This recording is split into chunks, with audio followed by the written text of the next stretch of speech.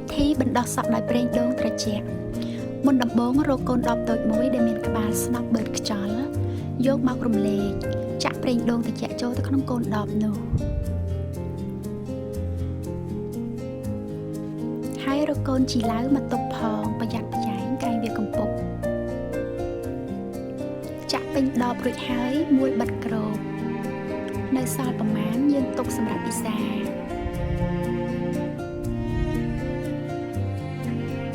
មុននឹងយកប្រេងដូងមកលាបគល់សក់ត្រូវតែកក់សក់លាងក្អែលលើក្បាលជាមុនសិនសម្រាប់អ្នកដែលមានសក់ជ្រុះខ្លាំងសូមប្រើសាប៊ូកក់សក់កូនងាកក់រួចផ្លុំសក់ឲ្យស្ងួតឬទុកឲ្យនៅសើមតិចតិច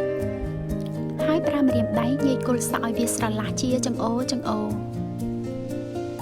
សក់បឺតយកប្រេងដូងត្រជាក់មកបតក់តិចតិចនៅលើគល់សក់ហើយឆ្លីថ្នមបតក់រួចឆ្លីបែបនេះជារឿយរហូតតតែជោគពេញស្បែកក្បាលយើងអាចអនុវត្តបានដោយខ្លួនឯងយ៉ាងងាយស្រួលក្បាលខ្ញុំស្កើច្រើនដោយសារសម្ពាធការងារច្រើនឆ្នាំកន្លងមកនេះពេលនេះខ្ញុំចាប់ផ្ដើមប្រើប្រេងដូងត្រជាក់ព្យាបាលហើយសូមបញ្ជាក់ថាការឆ្លីដោយម្រាមដៃម៉ាស្សានេះគួរឆ្លីឲ្យបានយូរតាមដែលអាចធ្វើទៅបានដើម្បីរុញប្រេងដូងត្រជាក់ឲ្យជ្រាបសពល្អ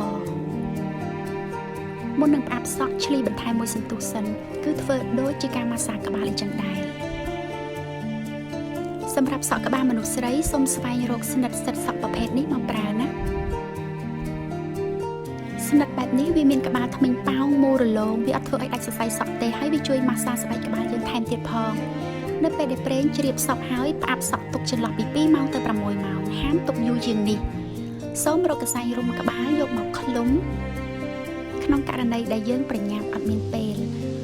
នេះ6ម៉ោងក្រោយខ្ញុំបានលាងក្បាលដោយការកក់សក់កក់រួចផ្លុំសក់សម្ងួតម្ដងទៀតបើសិនជាយើងប្រញាប់ខ្ញុំជាមនុស្សខ្សត់សក់អត់សូវសម្បូរសក់ច្រើនពីកំណើតទេអញ្ចឹងហើយទើបខ្ញុំតែងតែកាត់សក់ខ្លីជាប្រចាំដើម្បីឲ្យមើលទៅវាឃើញក្រាស់ល្អប៉ុន្តែឥឡូវនេះខ្ញុំបានសន្យានឹងខ្លួនឯងថាឈប់កាត់សក់ទៀតហើយព្រោះអីខ្ញុំមានប្រេងដូងត្រជាក់ LM សម្រាប់ជួយព្យាបាលខ្ញុំនឹងបង្ហាញលទ្ធផលនៅក្នុងរយៈ3ខែក្រោយសូមអរគុណដែលបានទស្សនាវីដេអូនេះ